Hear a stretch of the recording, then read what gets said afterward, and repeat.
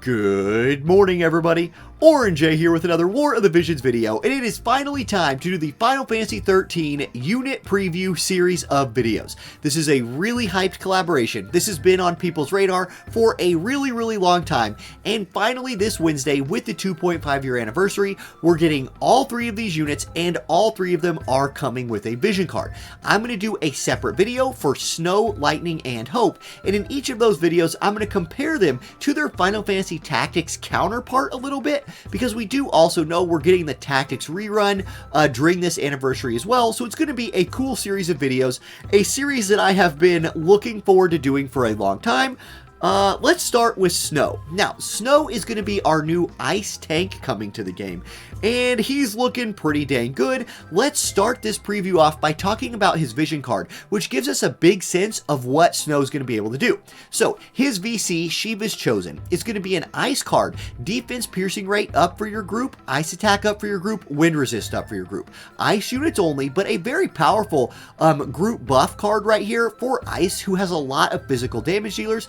This defense piercing it up is going to be great. For the unit wearing it, max HP up and unit attack resist up. Okay, very good for a tank, which Snow is going to be for you. And then he gets a global upgrade with his card, healing power up. This is a unit who has a self-heal built into his kit and area attack resist up. Right away, you should be able to see one of Snow's biggest strengths right here, which is unit attack resist and especially area attack resist. With the modern tanks in the game, this is a great way to have them not die, is stack these really hard to penetrate resistances, like unit attack resist and AoE resist, and Snow is going to be the king of AoE resist. His vision card is looking real good, and even if you're not pulling for Snow specifically, I think for your ice teams, if you're an ice player, this vision card is definitely going to be something that you want to get. Now, let's go ahead and look at his stats, and I am going to compare his stats to Agrias, because she's your other like physical damage dealing ice tank. On the screen, you're seeing both of these units at level 120, and their stats are very similar. HP, super close in the low 5,000s. Attack, again, about 450 for both of them. Very close in agility. Snow has one more than Agrias does. A little bit of defense and luck between them, but then we start getting different. Snow, 18 defense walking into a fight, while Agrias is going to walk into a fight with 25 spirit. So here you can start to see where Snow might be better against physical, whereas Agrias will be better against magic, and that starts to really play out in their stat lines at this point. Both of them are going to be good against, or weak against fire and really good against wind. Snow coming in with 20 slash resist, 15 pierce resist, 10 missile resist, neutral to strike, and his only negative is -5 magic. So when you're talking about tanking physical units, Snow is gonna do the job for you. He's looking really good in that category. Agrias, on the other hand, 20 magic resist, and then not a ton of physical attack type resistances out there. So both will be very tanky units. Both will be good tanks for you. Agrias is going to do the job with status effects. Snow is going to be bringing in some like AoE resist and unit target resist to back him up. Now, let's look at his actual kit, and we're going to start with his Trust Master, and I think it's a very good one. It's an accessory which I like, and it's an accessory with 12 defense and 310 HP, which is pretty good as like a tank accessory piece. Would have liked to see some agility on there. We didn't get that, but I really like the buff. It is a medium range single target buff that increases accuracy and ice attack for the unit getting the buff, and increases accuracy and ice attack for the unit casting the buff. An accuracy buffing TMR that comes with the damage dealing steroid on it, like ice attack, is going to be super strong, and I think this is a TMR that could be worth investing in, and definitely a reason that if you pull Snow and you ever want to fight evade, hey, I think you're off to a good start. Already a good feather in Snow's cap. His master ability, he has the ice group buff, then he has HP plus 5%, and then importantly for him, he comes with increased chance of being targeted by 5. Overall, his master ability is a little bit weak to me. Yes, the group buff for ice allies is nice, but HP plus 5% is like, okay, when are we getting master ability 2? However, the increased chance of being targeted by 5 is super important, especially for Snow, because he does not actually have moves that generate hate. The only other way you're generating hate on this guy is by running Hero's Fate, his support ability, which you're just going to definitely be running all of the time, right? This is an HP defense buff which again goes into what he's meant to do, and it gives him 5 more hate. So he will walk into a fight with 10 hate. He does not have to buff that on himself, which is really nice. And 10 hate, when you walk into a fight, that's better than somebody like a Dwayne, which only comes in with about a couple of attacks worth of hate. Snow is going to be able to tank for a decent amount of time for you without having to worry about casting any more hate generating abilities. Now, the rest of his support abilities. I really like that he has Ninja Sub for either Shadow Running, the agility and luck buff, or Shikuchi, which is the move and jump buff. You want your tanks being able to move into range of the enemy. Sometimes you just need to run Shikuchi to get that done. Otherwise, you can go HP and attack, or you can give him more accuracy if you want to lean into like his TMR kind of build here. Upgrade continuous hit counter move with 20 accuracy. Speaking of those counter moves, if you do upgrade his continuous hit counter move, it has a 50% chance to proc for a 2-hit striking damage counter, which is pretty brutal. If Snow gets in there and is able to start brawling with people, if they hit him, a 50% chance of just punching them twice in return.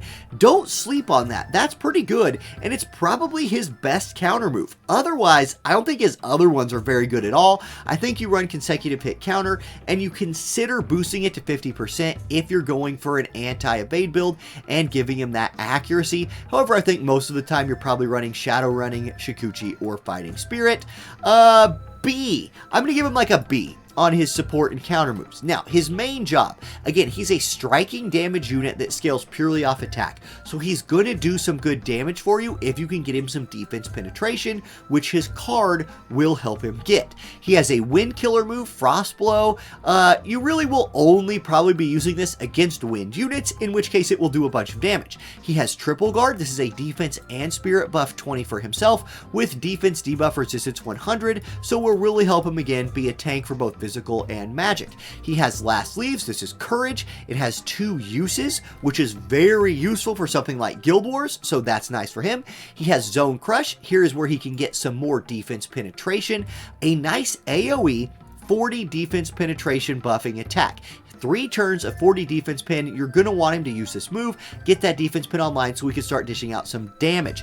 Agrias, we're kind of comparing the two. What Agrias brings to your group besides tankiness is a lot of status effects. What Snow is going to bring to your group besides tankiness is a lot of damage. Striking damage, notoriously hard to mitigate. He's going to bring some pain. Now, he has Impact Break 2, which gets upgraded from EX jobs. This is a Dispel all buffs, Dispel haste, Barrier Break for both physical and magic, 210% damage, and a 100% hit chance move. This is important because if you want to run him as an anti-evasion unit, you can forego running his like accuracy buffs or forego giving him his own TMR. Instead, you could save that TMR for like other groups or other units that might need the accuracy buff and focus on his better support abilities instead, because he has a really hard hitting 100% hit move. The range is a little short, but with 3 uses, very, very potent move right here. You're going to want him to get that off. And then here is a super good buff for himself. Strike attack 25, 20 more AoE resistance, and he's going to auto heal. Think of like Dark Leela here. She puts courage on herself, which he can do. Then the first time you pop that courage, he will heal himself. He has healing up from his vision card, so this is going to be a significant heal that he's receiving.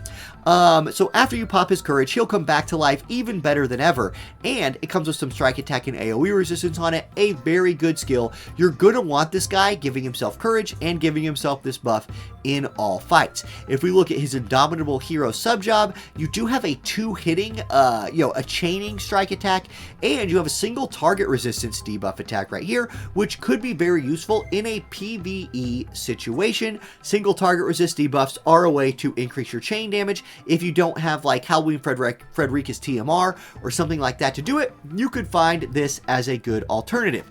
He has Pugilist sub-job for some more striking damage options, and he has Ninja sub-job. However, he does not crucially have Dream Within a Dream right here, which would have made him an even better PvE unit. Now, let's talk about his Limit Break. Okay, his Limit Break is really good, unless the target is floating, which is literally nobody except for like Gilgamesh if he casts Auto Float, which is rare.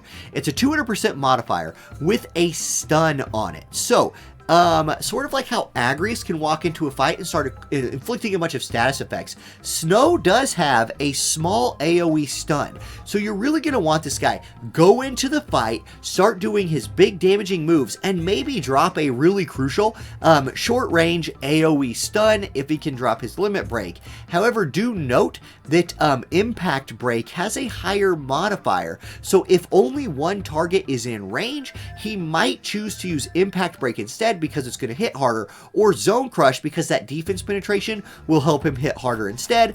Otherwise, if you can get him to use this, I think this will be a very potent move and very important for PvE in particular. Okay, that's not quite it for Snow. He does come with his weapon, the Tiger Fang. Let's take a look at this, and guess what? More AoE resist. Here's 10 more AoE resist for this guy, which in my mind, when I'm thinking about Snow, a cool combo for him might be to run him with somebody like Agrias or with somebody like Frievia, who, if they are the ones with more hate than him, and enemy mages or enemy whoever are targeting your other tank with AoE moves, he's really going to shrug those off pretty well, especially if he's running something like his Tiger Fangs right here. I think you probably run the Assault version, get yourself 171 attack, and then it has 15 strike attack on it as well, which is pretty cool. In general, though, this is a very nice piece of glove right here. I'm really curious to see what the +6 for this looks like someday, and that is going to do it for the Snow preview video. So if you're pulling for Snow, good luck. I'm definitely going to be pulling for Snow on my stream on Wednesday. That stream is going to be popping off. There's a lot of pulls to do this Wednesday, so I look forward to seeing you there. Thank you for watching, and have a great day, everybody. I'll catch you next time. Peace.